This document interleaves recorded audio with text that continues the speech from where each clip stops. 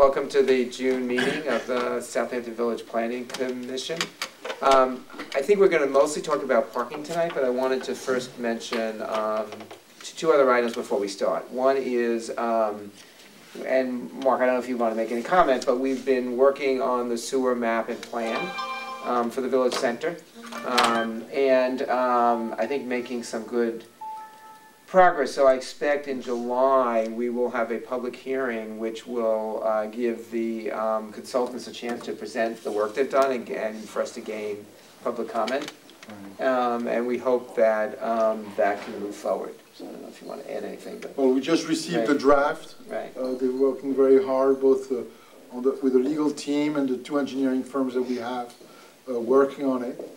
And so we just received the draft, we'll review it, and then at that point we'll be able to reschedule a public hearing. Right.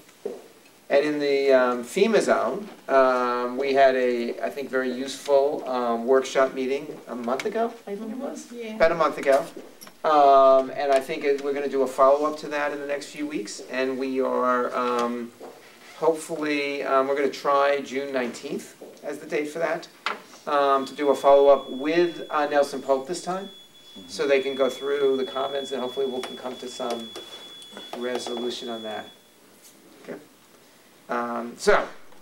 Wanted to start out tonight by talking about parking. So, just as a review, I think you know we were asked by the trustees back in March, I think, probably March, to look at the parking issues in the village, particularly in the small zones. The parking issue very much relates to the size and use of a house. So what I think we have been seeing, particularly, as I said, in the smaller zones, is people have been building houses in which the legal count of bedrooms is very different than the actual count of the rooms that are used as bedrooms. Then number one. And then number two, parking spots are counted which are difficult to use. And therefore the result of those two things are people build very large houses. There's very few parking spots usable on the site. And therefore on many streets of the village we now see parking on streets because there's literally not enough physical space on the actual lot to park the cars. And what was originally, I think, a trickle over the last few years has recently become a flood. And we really see now a tremendous number of applications in the small lots for these very large houses. So, so we wanted to see if we could expedite coming up with some provisions to deal with that. So I just want to go through some ideas we have other people on the commission comment, get some public comment, and then I think we would like to actually move to take some action tonight. For determining off-street parking space requirements, the first one, which is really which is in fact along the lines of what the code now says, the required number of off-street parking spaces for a one-family dwelling would consist of 2 spaces plus 1 additional space for each bedroom in excess of 3. So up to 3 bedrooms, you'd be required to have 2 spots. If you would, let's use the easy, obvious example, if you have a 4-bedroom house, you would need 3 spots and on. So that would be number 1. Then number 2, that the parking spaces would be defined as they are now in the code, and then they are in most village codes on the East End, as relating to the number of bedrooms in a house. But what we want to clarify in the code, maybe is the way to put it, is what's counted as a bedroom. So for any house, the following rooms would not be counted. Not counted. 1 kitchen, 1 living room, 1 dining room, and 1 other room which could be a family room, media room. People in this village are very creative on what they call these rooms. But you would get one other room. Any other room that you can occupy would be counted as a bedroom, whether it's on the first floor, the second floor, the third floor, the attic, the basement, doesn't matter. If you can occupy it, it's considered a bedroom for the parking count only. I just want to be clear, we're talking only about parking count. So if you have a basement that can legally be occupied and there's 2 separate rooms in that basement, you can call it whatever you want, but from a parking count point of view, we would consider that in the new code bedrooms. So let's say you had, just what people are building now, a house with a ground floor with public rooms, if you will, 3 bedrooms on a second floor, a bedroom in the attic, and 2 bedrooms in the basement. That would now be, from a parking point of view, a 6-bedroom house.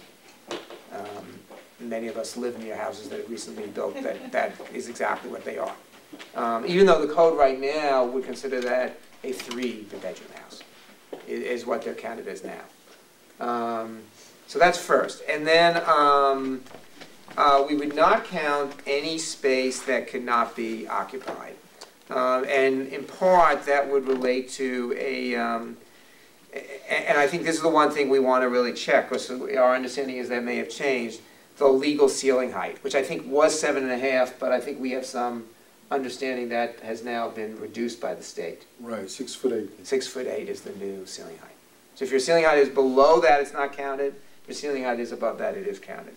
Assuming in the many ways the building department looks at occupiable space.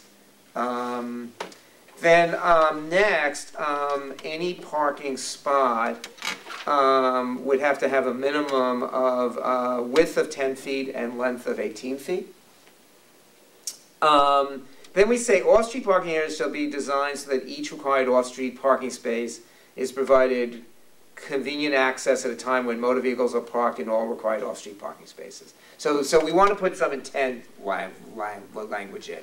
That the intent, because I think it helps the boards as they look at these houses, the intent is that spot should be able to drive out of your spot and get to the street. However, we would allow up to 2 spots to be stacked. And stacked, I think as everyone knows, means 1 car in back of another. So you could have 2 cars that stack. Anything above that, you'd have to have direct street access. I think the other thing that we've been talking about that we want to add to that, and then please comments, is that we want to limit the amount of area you can, on a lot, that you can use for parking. So, you know, when we talked about this, what we don't want this to create is people pave over their entire lot to get the number of spots they need. So we would limit, and I don't think we know yet how we would do it, but we would limit the area maybe by lot size or percentage of the lot that you can actually use to create parking spots. So that's the proposal. Do you want to comments, thoughts? One thing for clarification, I understand that the math is not changed in terms of correct. There's two spots for the first 3 bedrooms, and then 1 spot per. So that's staying the same, right? The change is how you define the bedroom. And then the definition of the bedroom is pretty much lockstep with the Suffolk County. Correct. So what we did, I think at the last public meeting, we talked about using the Suffolk County Health Department definition. This is pretty much what the Suffolk County Health Department says, but we want to put it into code because they may change over time how they define things. They're an outside body. So it's really taking what they define and using it for the village. And I think what I like about it is that this is pretty easy to understand, so people would know going in what they're required to do, and it requires hopefully minimum interpretation by the building department. The only other thing is the setbacks for side yard and rear yard. You didn't mention. Right. But they stay the same. I think we want to. So let me put it a different way. They stay the same right now, but I think we want to look at the setbacks as part of the broader zoning issue that we're looking at. Mm-hmm. But just for parking right now, Oh, I thought it, Yeah, it had, but I think what we thought is we'd do the setbacks as part of the overall okay. zoning issue. Are driveways right now, is there any, can they be on the lot line, or do they have to? 5 feet. They have to 5 be, feet. right now, they have to be 5 feet. Minimum of 5 feet in, yeah. Okay. So, other comments? Just to clarify that it will be a habitable room, meaning that has to have an egress. Right. So you can, in theory, in the basement have something with 9-foot height, but there's no, if it doesn't have a window, for example, it's not a habitable space. Any public comment, question? Anybody that's talking, if you sit in front of the camera, because I can't record any audio that's behind it. So if anybody wants to ask questions, please move forward to the camera. Thoughts, questions, comments? I just have a couple of thoughts. Yeah. Could you just say your name, please? Yes, Karen Gydra. Thank you. 36 Cooper Street. When you get into what the rooms is, I mean, people can get very, we've got mud rooms, laundry rooms, foyers, gyms, wine cellars. I don't think anyone would ever truly contemplate that that should be considered a bedroom. Right. But so those are other rooms in addition to the ones you named. That would be considered habitable rooms. That it has to have an egress for that could be. You're right. I apologize. You're right. A foyer wouldn't count. But honestly, whether someone calls a room that has a window and is habitable, I think what we're learning is they're going to be really creative.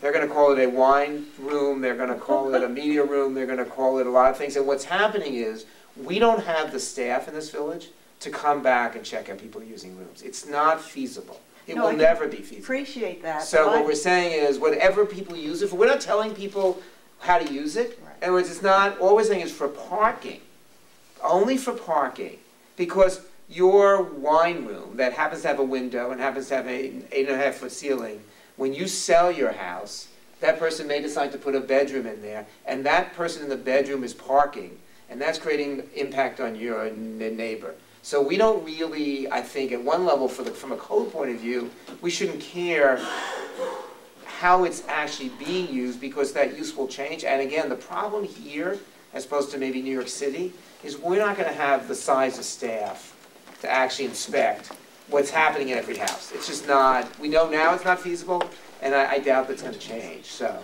that's the thought, at least. But I just think of my simple home, which is less than 3,000 square feet. Right.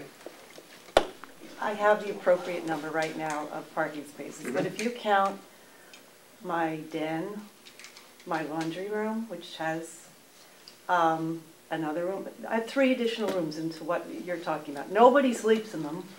Well, den, we said a family room. Maybe somebody else. Well, no, I don't think. I have another room that I'm already the other room. I've already got my kitchen, my living room, my dining room, and my one other room covered. I'm talking about rooms in addition to that. But your den, for example, you may not. It doesn't have rooms in the basement. I mean. But the fact that you don't use your den as a bedroom doesn't mean that the next person won't. That's the problem with that definition. Or that's depending on how a particular person is using their home at a particular time, and that changes. That's the problem. And we don't have, the building department can't go in every year to every house and see how every room is being used. So if you're the person you sell to 50 years from now decides to use a den, or 30 or 10 or next year decides to use that den as a bedroom, from a parking point of view, we can't then change that. So what we're seeing all over the village is people are that's what's happening, particularly when people rent houses out, and then the neighbor next to you suddenly has a car in front of their house. Right? That's what's happening all over the place. And that's, I think, what this is meant to try to solve. Now, you can also go for variance. There's nothing, you can go into the ZBA and say, even though this is what the code says, in fact, this room is not really large enough to be used as a bedroom, it won't be, and they could give you a variance. But we're trying to set something that I think is usable across the village. I do think keeping it as tightly connected to the existing Suffolk County regulations, since it's clear, people already know what that definition is. We could even say that relate to the size of your septic systems. Right. What's the definition of the rooms, not the size of the septic? No, but the septic system is size. Well, the interesting thing is, really, the Suffolk County would in fact count as a bedroom and make you do a septic as if you're using that as a bedroom. So they've already said, you know, which is very interesting when you think about it, but they've already said, look, they as a county can't figure out what everyone's doing, so if you do that room, it's counted as a bedroom from a septic point of view. And all we're saying is from a parking point of view, given how difficult this is to govern, we're trying to come up with something similar. Yeah, sorry, in your room name, sorry. Lisa Zaloga. Okay. Well, the health department doesn't count rooms like laundry rooms Correct, and things. correct. They don't get into that. Right. But the legal definition of a bedroom is that it must be 8 by 10. So a wine room, if most of the people that have a wine room are going to have it conditioned to be a wine room. I don't think anyone wants to sleep there. Right. You know, I mean, you So might you're saying you might be Let me starting interpret to, that. So you're saying you think there should be a minimum size? well, I mean, that is the definition of a bedroom. Does Suffolk County get into those definitions? Suffolk County doesn't get into No, the they definition, doesn't get into a size, Right. but I've never had them count, laundry rooms or wine As rooms. practice, they don't count that. They don't. Rooms. They do have the same definition that you have, but they've never counted laundry rooms, and they don't count foyers, they don't count those mud How does rooms. one come up with just a consistent standard? I think that's what we're trying to do. Yeah, I mean, they use the definition that he has as how they do it, but it's a good sized room. It's not something, it's not a mud room that's, 5 by 7. They don't count that as a bedroom. Does building code define minimum? Building code, that's it. Right. It says it's 80 square feet with a minimum dimension of 80 feet, Right. plus a bed, plus a window of at least. Right. So it 8 should by be 10. That would work. 8 by 10, Yes. 8 by 10. Okay. Plus a closet. All right. Yes. Right, because people have walk-in closets that are that big. Yeah, Right. and you can put a bed in there. Right. But it would have to be defined as a habitable. That's good. Right. I have a very small bedroom that's tiny, Right. it has a bed in it. Right. So, other comments? Okay, so can we take some notes, and I'd like to, I'm sorry, yes? When you Sorry. say two cars I'm sorry, stacked, could you identify yourself? I'm sorry, Horace Bliss, 80 Right. Meadowlane. Yeah. When you say two cars stacked, you have a car in the garage, Right, and you have a car behind it, car, and then another car. So you're talking about three cars. correct. The reality, if you have a car in the garage, that It's would be a not thing. part of the two-car stack. Correct, So it's a correct. three-car. Right. Assuming someone uses their garage, which I would say probably 50% of the people use their garage for actual parking. So, So the garage doesn't. I use my garage for parking, but I seem The to garage be doesn't count someone for alone stacking. on my block. Right. Correct. The garage doesn't count for stacking. You're absolutely right. You're absolutely right. And that's, I think, typical in most villages. They don't count the garage for stacking. Can I ask one more question? Yes, sorry, of course. What about changing the parking allowances, overnight parking on village streets, as opposed to making it part of zoning? Right, perfect. I think that's a regulatory issue, that's not a zoning code issue. So I'm trying to differentiate, I But if understand. you told people they couldn't park on the street, But I think that's a very, very But good point. parking rules change from time to time, and honestly, I don't think parking rules are in the purview of the planning commission. We're about the zoning code. So I think it's a great idea. I'm not arguing that, you should do that, but again, the purpose of zoning should be that it works over many, many years. Parking regulations come and go, whereas zoning sticks and affects what you can do. So I'm not arguing that that's not a very good idea.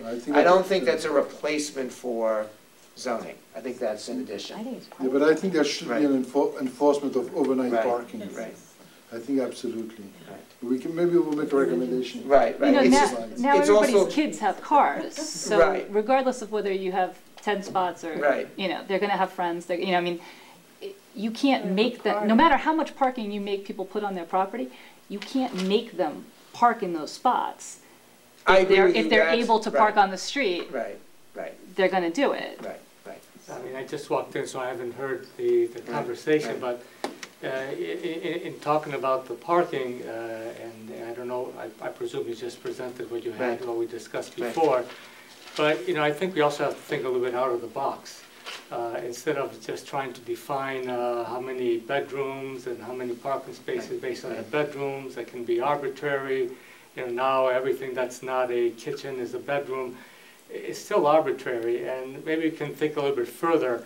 Again, my suggestion about the GFA was in order to have a defined number of spaces based on the size of the house that nobody can argue whether they have 1 bedroom, 10 bedrooms, 20 bedrooms, or now you're calling something a bedroom, somebody else is going to say it's not a bedroom.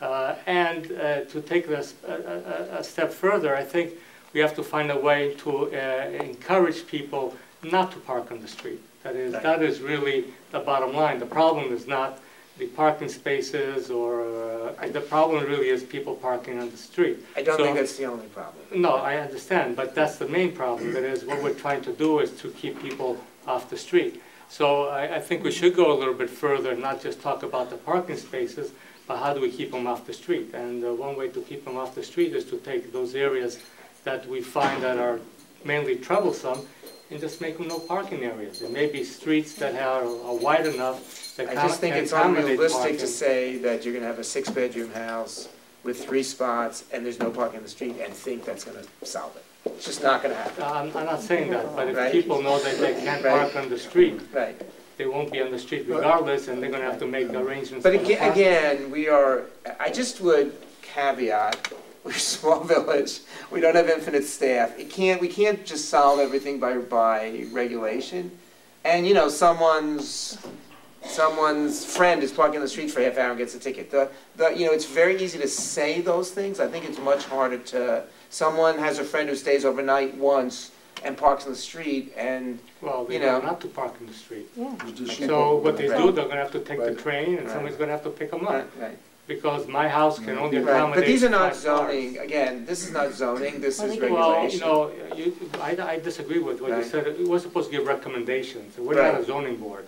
Right. So our recommendations span sewers, spans all kinds of stuff. So there's no reason why we can't make a recommendation about parking as well. I would like to, again, I'd like to see if we can have a consensus on the commission on parking. In terms of what we all think, on things that we agree on, and obviously there are other things like regulations we can also propose to the village. But I'd like to see if we can come to a resolution on parking issues. Other comments? Okay. So you want to try to go for a resolution? Yep. So let me go through it and please correct me as I go along. So required number of off-street parking spaces for a 1-family dwelling is 2 spaces plus 1 additional space for each bedroom, excess of 3. Right. Okay, you getting this? Okay.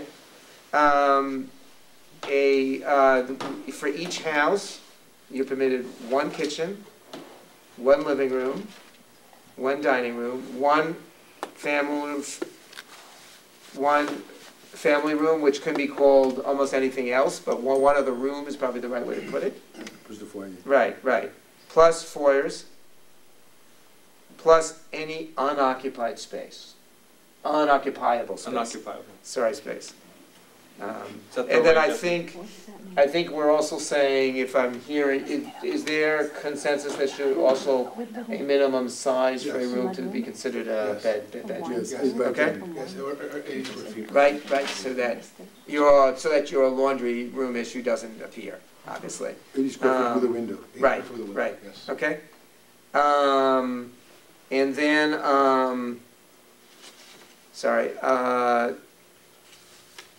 that a spot would have a minimum width of 10 feet and a maximum length of 18 feet. I mean, unless just say 180 square feet. That's, They vary. They can go 9 feet. I was going to say, where did you get the width and length of the parking? It's just 9 is 10 is fine. You think it should be 9? No, Yeah. It's consistent with the commercial district. Right. That's the size. 9 by 18? Is that No. No, the 10 by commercial is 18. 10 by 10 by 18. 18. Yeah. 10 by 18. But you can, It's consistent with, according to Rick DePietris, Yeah. it's consistent with the commercial district number. Okay, so, but that's a commercial district, not a residential, because you're having larger trucks. right. If you're parking I a think normal it's 9 sized by car. 20. What is a normal? No, it's not, it's 10 by 18. No, you can go 10. Suburban's gonna be 19 feet, 18 feet. So long. 10 by 18 is this? If you go, Okay. if you go 10 by 18, Yes. if you need to change that to 9, then you have to go to 20. There's, so I mean, the Again, and again, I would just square point footage is out the on all the these right way to do rules, it. if there's a particular lot where it needs to change, we have a process to go for a variance. That's Right. And then, that you, we're gonna have a statement of intent. I'm gonna stack in a second, but the first is that there's an intent, which is off-street parking areas shall be designed so that each required off-street parking space is provided convenient access at a time when motor vehicles are parked in all required off-street parking space. So that's intent. So that's the board's, everybody understands what the intent of the law is. And then that you can stack up to 2 cars. And you are correct, Mr. Bliss, that does not include cars in the garage. And then Okay. the square footage allowable for, we haven't decided. Right, and then the last, I think, and I may have missed something, but I think the last is that we're gonna recommend there be a maximum square footage allowed on a lot for parking area, for coverage in a driveway. So we don't result in a endless concrete on a lot. But then you're, so, I'm sorry, but. You may not be able to build a 6-bedroom house on a tiny lot because of this rule, we understand that. No, But no, it's not I'm even a saying, but you're 6-bedroom not- house. You Okay. can't have a den and a library. Well, It's not even, exactly, and you're also talking about it's not concrete or anything, what if it's a pervious driveway, what is pervious parking? it's still driveway. So you're now gonna consider anything that's a driveway, or so anything's pervious, even if it's paved, is gonna be going towards lot coverage? No, a separate test, Alright. separate I test. think Separate. we're making it a lot wider than we So were what about on making it. flag lots? Same thing, you would have a certain amount of area you can use for parking. Does the flag count? Does a driveway count? Is the pole. The flag, I don't think the flag would count for parking. Yeah, Because people you just don't. can't stack on it. People don't So it's think only flag- the Well, if parking it's wide space, enough. it's not the drive space, it's not It's the wide driveway enough. space? Can I make a suggestion? This is a provision, I think, in terms of how it works on a driveway of a flag lot. I think that's a provision we should look at as we're writing the law. I don't think that's an item for tonight, honestly. Does your parking in the garage, you can use 2 spots if they're in a garage, those are considered 2 parking spots, correct? Yes. Correct. So, okay, so those Assuming two. it's a 2-car garage. So if you have a obviously. 2-car garage, then you've already saved that square footage.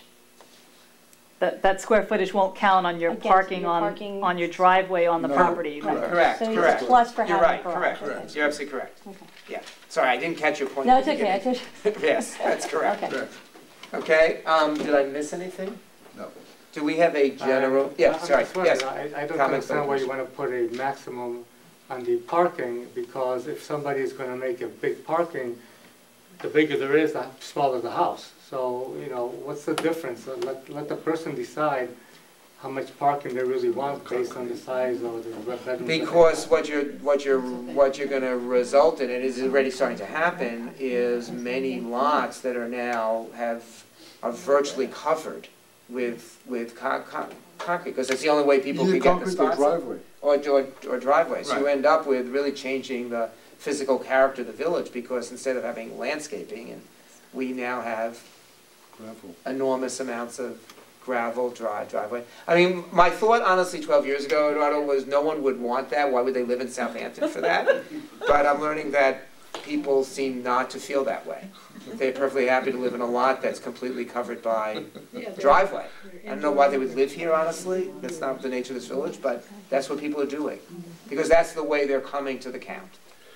So we're trying to stop what I think are all loopholes that get around what the purpose of the law So is. I motion that we adopt Okay? the rules. And we'll say I'll it. second. Favor. Aye. Nay, because I don't agree Okay. with every Okay. aspect Okay. of it. I will take it. So, you think you have that? I think so. Okay, so we will write a letter to the trustees forwarding that. Yes? Mr. Epley? I'm just saying that, you know, the law, Rick, I forwarded you the copy of Yeah. the law that's, Rick's been drafted. So the Right. process will be, you know, we'll schedule a public hearing. Right, And in the public hearing process, actually, according to code, we refer it back to you Right, guys for right. comment, right, okay? And then, right. And we'll give you our comments, I think, in the next week, so that as he's writing, he knows the further things we thought might be Okay. added or modified in his draft. Well, he's on vacation too. Right, so that makes sense better, okay. So whatever you say, it's, he's already written it, so, it may be, maybe modifications. Right, and stuff, right. But, Okay, thank you. I know this is a very difficult issue, so I appreciate everyone's forbearance. So let's talk, wanted to talk a little bit about, and this is a fairly open thing, there's a sort of related to this, and it came up interesting enough as part of the conversation in the FEMA zone. So there were a lot of thoughts about height and size of houses and lot coverage. And I think, at the end of that, one thought that came up was that this is an issue that cuts across the village. It's not unique to the FEMA zone. So a lot of people did very good work, including a submission by some residents in the village. We've had a number of letters about it. We've had a number of public hearings, and then the Southampton Association also submitted a proposal. So I just wanted to mention a few things that have been sort of beginning to now get in drafts, and that we talked a little bit about. I don't think we were ready to act tonight, but we wanted to sort of talk it through and just throw out a few things. So let me start with, the big change we had made 12 years ago was to go to form-based zoning rather than doing it by zoning districts. So we were using size of lot as a way of looking at the village. So the first thing that I want to sort of put out there is the idea that we would govern height rather than the 35 feet across the board that we do now. That we would vary it by size of lot. And the proposal that had been made was to do less than 20,000 square feet, which is really the small lots, and probably where there's most impact. Maximum height of 30 feet. 20 to 40, and then I'd like to throw this open for comment. Let me go through these things. 20 to 40,000 square feet, 33 feet. Well, I'm reading what had been proposed, and then we can talk about what we think. And then 40,000 square feet or greater, which is basically an acre or greater. It's very close to the same, 35 feet. The theory being that when you have an acre or more, the height is less of a concern. And then one of the things I think that's causing a lot of concern are these very massive, in effect, flat roofs, quote unquote, that are really a floor. And so the maximum height in feet dimension for any residential building with a roof pitch flatter than 7.5, i.e. 7 foot of rise for every 12 feet of run, shall be 7 feet less than the maximum height set forth in the table, to really encourage people to do more traditional non-mansard roofs. Next in size, we think we need to tinker with the size, and there's been a lot of ideas around about how to do it. But what's been proposed is to replace the 12% plus 1,500 with 12% plus 1,250. And then I'd like to throw it open for, and then the floor area of a garage, which is part of the dwelling, i.e. which is attached, would be excluded in calculating the gross floor area to the extent of half the floor area of the garage. So those are the ideas. I'd like to, I know there's a number of members of the commission who have ideas and thoughts, and throw it open to the public. I think that the reduction for the small lots from 35 down to 30 is a little bit drastic. And I think that it could be, there could be some, maybe a contextual zoning component to it, whereby if the house is within, let's say, 200 feet on either side, or within, let's say, the 35 feet, there could be a relation to it. I think that to go from 35 to 30 is a little too drastic.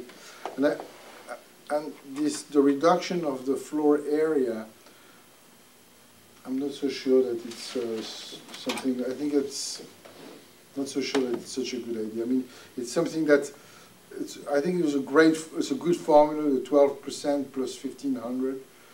I think that we need to control how it's used, but to reduce it, I'm not so sure it's a level, creates a level field. Okay. You know, as far as the height, I mean, if we're concerned about the small areas, we have a pyramid law. The pyramid law is reducing the height of the buildings. They can't go over a certain height because of the pyramid.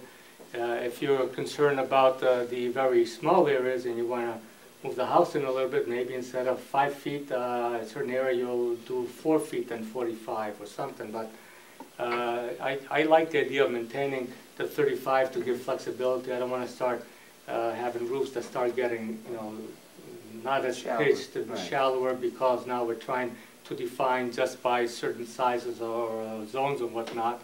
Let it be at 35, but the perimeter law in the smaller zone is working as long as the perimeter law is actually applied.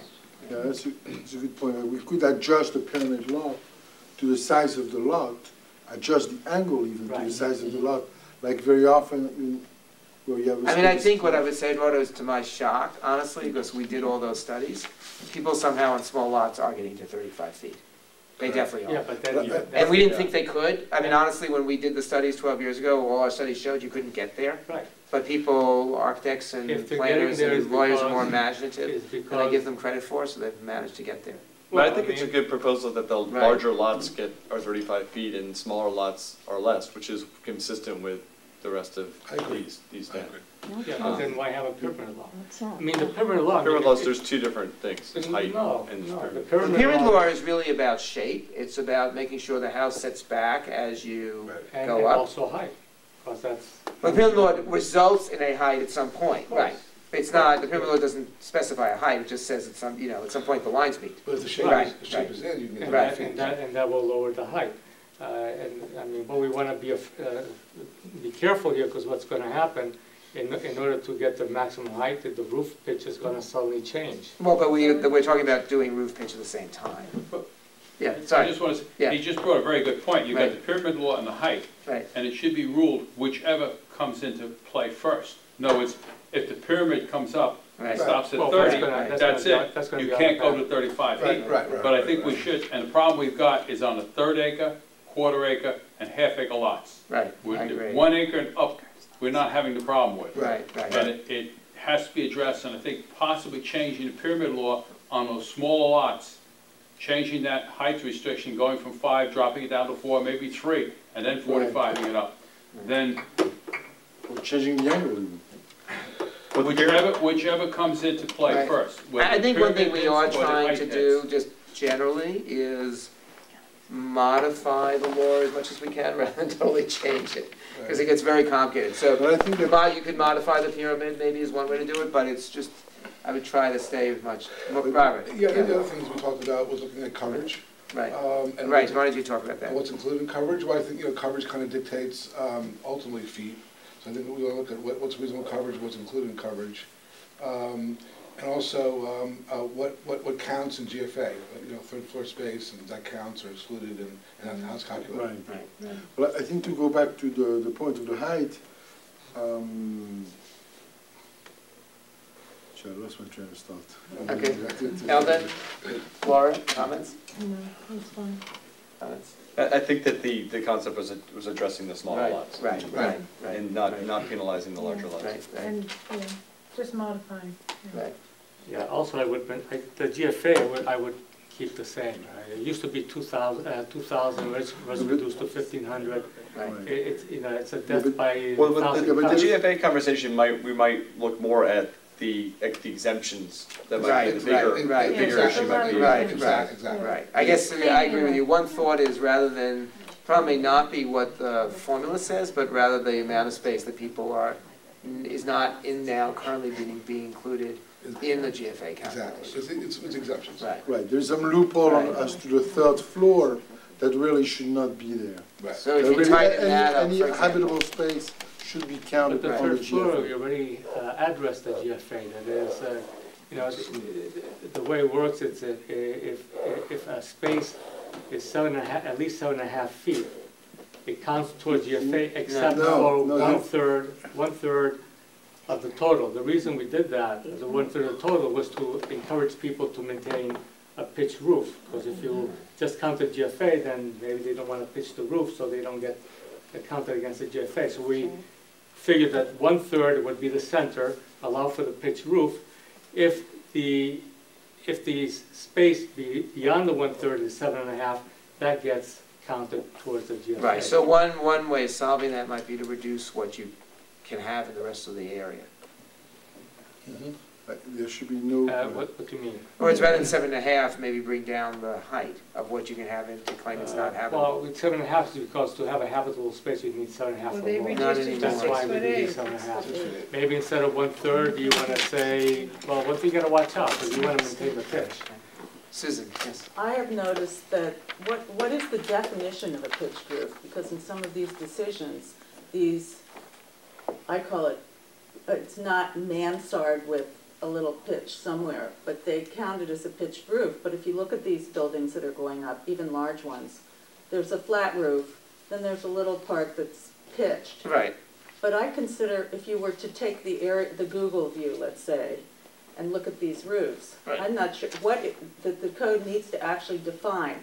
I think that's what we're trying to do here, is to come up with something that would say... That doesn't have a loophole, because they build out. Then they have windows that come out of the flat part that then deals with, especially in the smaller lots, with privacy issues that are coming up constantly. Right. Yes. And I personally believe that if it's a 1/3 of an acre or a 1/4 of an acre, these houses, the minute one goes up then what is the neighbor to do? Probably I would just build a higher thing on my house so that, it creates an epidemic that's unseemly. And if you go down some of the village streets, I think it's really come close to ruining some neighborhoods, that this needs to be stopped. I don't think the right to build is one thing, the right to preserve the neighborhoods and not completely obliterate everybody else's view of their street and their neighborhood and their privacy is part of the job of government. And I would hope that you would consider that.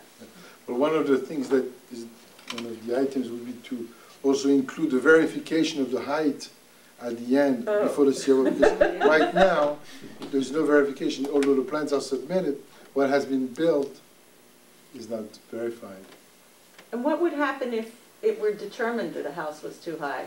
I only know, like, the Barry Troopin case was in my purview where he did something, but that's pretty long ago. What happens? There was a Woolly Street.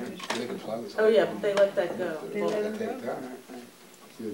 Yeah, honestly, that's... Well, we should prevent it before it happens. Right, you need to prevent it before it happens. It's the afterwards that's very hard to deal with. Yeah, that's all bad. Or go and check when they just put up the first structure. Oh, yeah. Check. They can always change. So just like we do for the foundation. After the foundation is poured, there's a foundation survey, so we could do a framing inspection as part of the framing inspection. Why do you say there's no verification? In order to get your certificate of occupancy, I would assume the building inspector must come onto the property. But not the height. The survey is only on the plot plan. The requirements only. There's no vertical verification? No. And no time in the process actually is there right now. So, I'm sorry. So you're saying that someone submits a plan to the building inspector's office, the building is built, and it's 45 feet high. Nobody checks. That's silly, but I would want to make it sound worse than it is. It's not like someone goes from 35 to 45, but it may end up being 37 or 38. And the problem is right now, you're assuming everyone's just, being accurate all the way through the process. And I think, anyone who's watched meetings of the boards or attended meetings of the board sees that, often midway through the process, people are suddenly looking at plans and saying, wait a second, I thought this was, you say it's 35, but I've just counted and it's 37, and you get these sort of oops response. So, I think, there's certainly a need for coming up with a better way to make sure, starting at the beginning of the process, that these are really accurate. Item 6 in the Southampton Association recommendation suggested that the owner, the architect, the general contractor, and whoever else is involved sign a certificate at the time that certificate of occupancy or certificate of completion is issued. Right. And certification. if that document is structured so that signing that certificate and receiving a CO or a certificate of completion constitutes a fraud. Right. So we're and actually. If you constitute a fraud, you have actionable. You have an actionable position here, and that carries over further when that house is occupied by the developer gets a certificate of CO, and he then sells that house to the first buyer. You now have a situation where the developer signed a statement, a fraudulent statement. He now sells his house to the first buyer. The first buyer has serious problems there, and he can sue the developer. Right. Yeah, I mean, I think it's all good. I think it would be, one thing I think would be really good is to clean up the process at the beginning. Right. So, you know, I think builders generally are building according to plans, so they're getting a set of plans, they're building it, and the plan may not be what. Right. So one thought is, you know, you provide some way at the beginning of the process to make sure that an application doesn't get past the first step without being accurate, and that, you know, ideas that have come up include, you know, you have every application go to an outside party and get verified, which many villages do, or you you make the architect verify at the beginning when the plan is first submitted that it's an accurate plan, and if they're wrong more than a certain number of times, they're no longer allowed to practice in the village. There's a lot of different ways to do it, but I think the idea would be right when the plan starts, because one of the problems I think that's so upsetting is a board is looking at it, whether it's the ZBA or ARB, and they're realizing, so we're already into the process, they're realizing there's something inaccurate in the plan. And you know, when you go to board meetings or watch them, it's not like it happens once, which you would understand because everybody, look, we all make mistakes, we make mistakes. But it happens over and over and over again. That's what's astonishing about it right now. There's so many cases where someone's looking at something and it's not labeled right, it's not accurate. It shouldn't be able to get that far in the process and have that happen. But if you had, at the time of the issuance of the certificate of occupancy or certificate of But that's at the end. It's a great idea. It's a really good idea. What I'm saying is we not only at the end, but early on, because, again, one of the things is to make sure that the board should not be spending of all the things they need to spend their time on, and it's a very difficult and arduous for everybody, they should not have to spend their time worrying about what they're looking at is accurate. That should be just assumed. And the whole point is to build it accurately. Right. I mean, the point is not to get money at the end from somebody or to jam up the courts. The point is to build it the correct way. Right. Yes?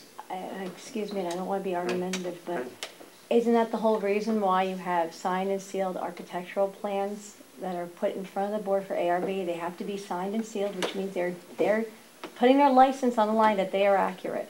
When you get a survey, it's stamped, it's accurate.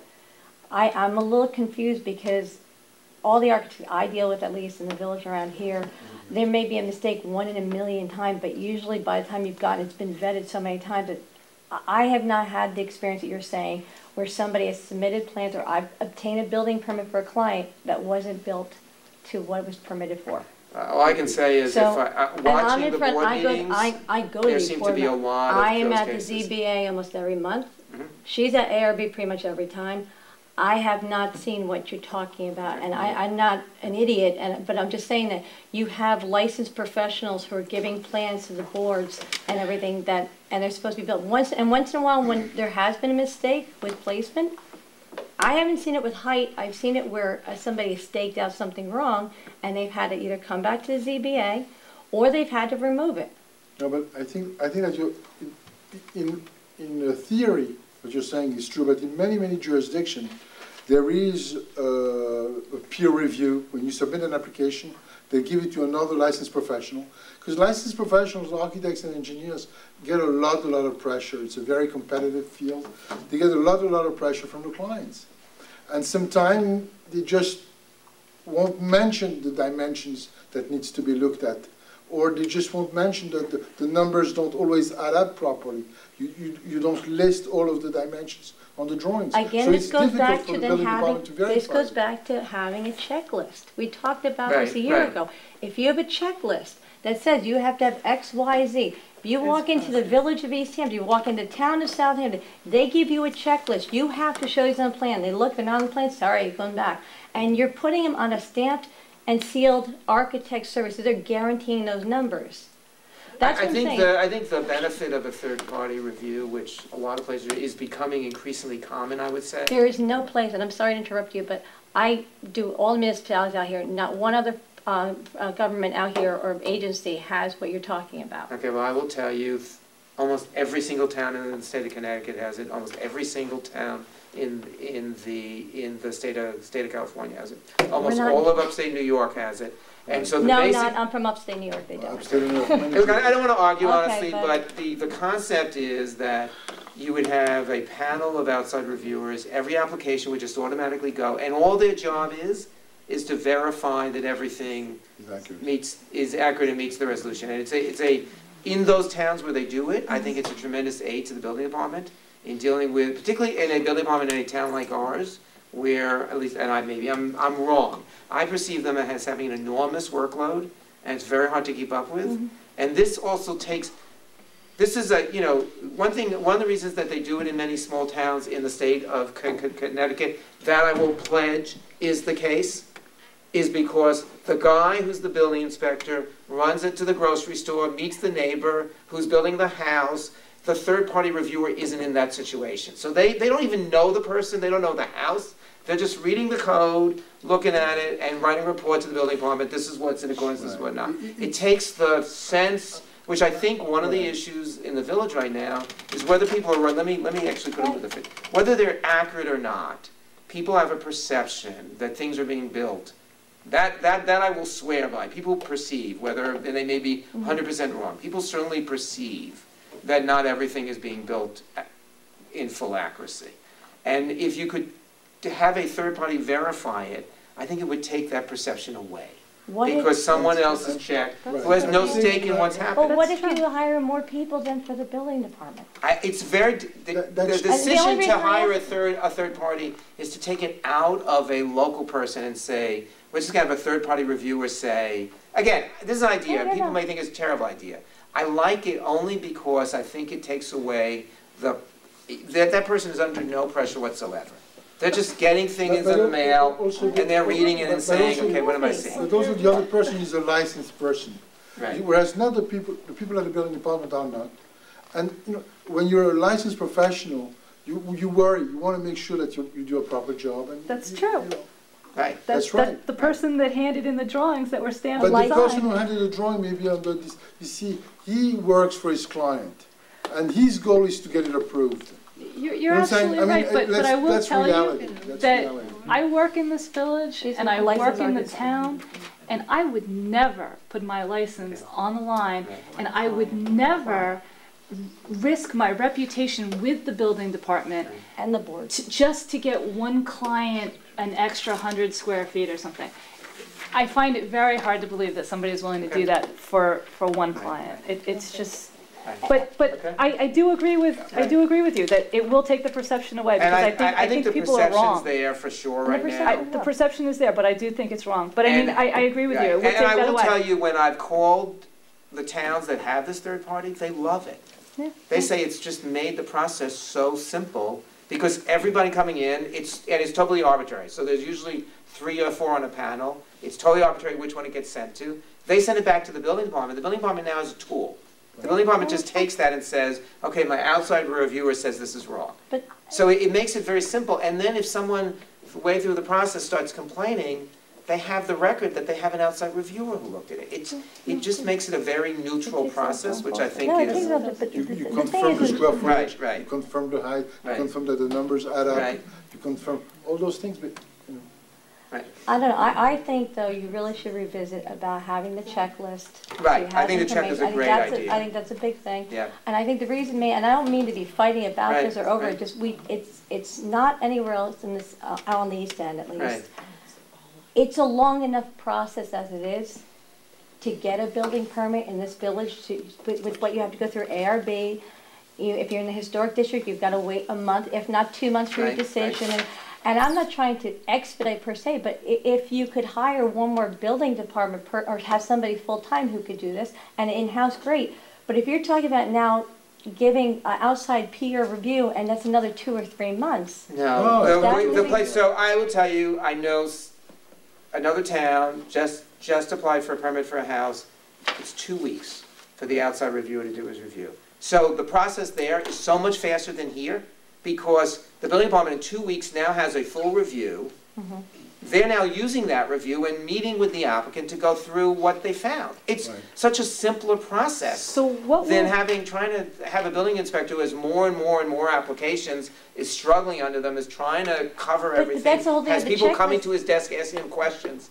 The amount of work someone's doing is just So can I ask you a question then, though? Sorry? So when it comes back from the peer review, what do the building inspectors do? Well, in this case, and again, it's different every town. In this case, the building inspector meets with the applicant, or the applicant's a lawyer, or whatever, it's an architect, whichever one it is, and goes through what the outside reviewer found. There's a meeting, and they say, well, you're assuming that there was something wrong, but let's say there's nothing wrong. If there's nothing wrong, there's no meeting. If everything was accurate, I will tell you, what I'm hearing from everybody is that's almost never the case. There's always something they find. That's a good point. But so then what is the building inspector's job? No, they will review, I mean. They're also doing their review, but the outside person. They don't start with a blank sheet. They don't start with a blank sheet. They've got something, they've got a list of objections, and they start, and they know that at least they don't have to add up all the numbers, they don't have to make sure that all the dimensions are there. And so the building inspectors will still be reviewing, well, does the peer review do New York State code and all that kind of stuff too, or they're just looking, they're just looking to make sure that the information on the drawing adds up, or they're actually looking to see whether it conforms to New York State code and FEMA and health department and all that kind of stuff? They'll do the review. So there's really no point to having the building inspector. No, it relieves the load from the building inspector. But what do they do then? When the drawing comes back and they say, okay, everything's good, what does the building inspector review then? What is he reviewing? Well, then he reviews the plans, he reviews if the reviewer didn't miss anything, but at least he doesn't start with a blank slate. I heard what you said, but I will tell you, and again, I would encourage you to make the calls to these villages that do it. They find most cases there is something that needs to be fixed in what they've got. Right? It's very rare that they find it's a perfect application. Usually there's something, and I'm not saying anyone does anything wrong, just there's something that, or something that's not included or whatever. They didn't follow the checklist, whatever. So, but it does, I mean, what's interesting is, if you go to those towns and talk to them about it, the positiveness with which they talk about this process is pretty interesting, because what it does do, I think, which is really important, is there's no perception of unfairness or one person being treated differently from another, because the person who's reviewing it has no relationship. You don't even, it's totally by chance who it is. Right. And also the building department gets a tremendous amount of work. There's a small department, and they cannot check everything, sometimes. Anyway, it's just a concept. But I would encourage people to think about how the process could be made as transparent and seem as fair as possible. I mean, the transparency is a great case. Even in New York City, I mean, the biggest check is the fact that everything is online. Right. And when you submit an application in New York City, you have 10 other professionals who actually do a peer review and send their comments to the building department. I mean, New York City's really interesting. So it immediately goes online. Every other department can go in and look at it. But you as a member of the public can go in and look at it. Another licensed professional. This is the minute you apply. Not when you're approved. The minute you apply, it's online for the public to look at. So that the public, again, doesn't sense the building department is doing anything untoward or missing stuff. They're seeing it online the minute everybody else. It's a little disappointing that we would actually have that perception in this village. Well, that may be the case, but I'm just, it's people. I mean, I'd say I'm not a trained professional, but I do have the feeling that things are missed sometimes, whether intentionally or not, and that we're in a crisis here and we need to do something. And if that's I feel wrong, sorry for the building department because it's overloaded. Right. If you're right and that perception is wrong, I think all we're saying is it's possible that creating a clearer process might do away with that perception. So of all the things we're dealing with, at least people think that what the boards are getting is accurate. Understood. They have the right tools. And when, the only reason, and I don't go back to check, is just when you start with little steps and like a checklist, something like that. Right. Because again, you're dealing with licensed professionals. Not every place upstate requires things to be signed and sealed or certified surveys. I mean, I'm from upstate New York. You can draw something in and go get a building permit. Right. We don't have that here. Right, that's for sure. Okay, so, so I think the village is working on, text, and we are thinking about it, and I would hope by our next meeting we would be able to reach consensus on some items at least. With respect to this peer review idea, these would be other architects? Other licensed architects. So then would they be prohibited from working in the village? Yes, correct. They're not, you can't be someone who works in the village. This is a big island, you can find 3 architects on Long Island who haven't worked in the village. And would an applicant then be paying some kind of peer review fee on top of everything Usually else? there is a fee. It's, I think in the one I know of, it's a $500 fee, which I think in this village is likely not to stop anyone from building a house. Can also, if I may ask, where is there possible to get a copy of the recommendations that you've been discussing? Yeah, well, first of all, it goes online, I think, in a week. We can send it around. And again, the village is working on text. We just wanted to talk in sort of a policy sense, what we as a commission. Yeah, so we'll get it online right away. And I would just like to add my 2 cents about the GFA. I don't think there should be a change to GFA.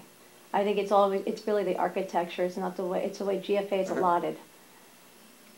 I mean, I've had clients that give up GFA to put a tennis court on. I have a client recently who gave up 3,000 square feet, over 3,000 square feet, so he have a tennis court.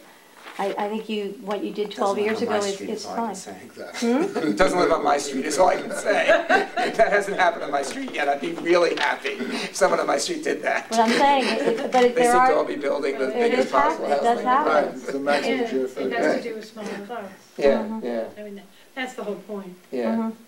I agree with you. I think I actually do perceive this as much less of a problem in the bigger lots. That's the small lots. It sounds to me it's more than narrow lots. As opposed to smaller lots. If you have a small square, it's easier to deal with, but it's the narrow lots that I've been hearing, and at least that's what I see that are going up, that are the big issues with people. Well, it's lot line to lot line. Okay. Yep. Sorry, Mr. Bliss, yes. You mentioned that your recommendations will go online. Will your recommendations include some thought about obtaining a certificate from the owner, the builder?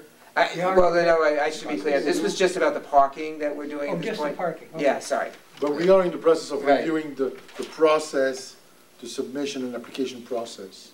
So But that's a subject under consideration. Right, absolutely. Thank you. Absolutely. I mean, I think a lot of people have been making input, and the village is thinking about things, and I don't want to make any sense that this is a fixed recommendation. If I can go back on the parking just a minute, I don't want to backtrack too much, but one of the reasons I also put nay, because I don't think we went far enough in the process. That is, even if you pass this regulation, whatever the regulation will be, it will not solve the problem, because the village is pretty much built up, and where the problems exist today, they're going to continue to exist until the houses are rebuilt or something. So I think we also need to address the problem which is cars parking on the streets, and how are you going to address that, and how are you going to incentivize people to park in their driveways, whatever the driveways are. So I think we're rushing this a little bit. I don't think the process is finished, the discussion is finished, because it's much more than just passing a regulation. I don't think the process... It's how to resolve the problem. Yeah, I agree with you, the process is not finished, and I don't think we meant to give that intent. I think it's just we want to begin to set what we think is a reasonable structure. But here we want to try to address the zoning issue, the operational issue of the parking regulations and no overnight parking and putting no parking sign. We feel it's another step in the process of dealing with the parking, but that should not be mixed.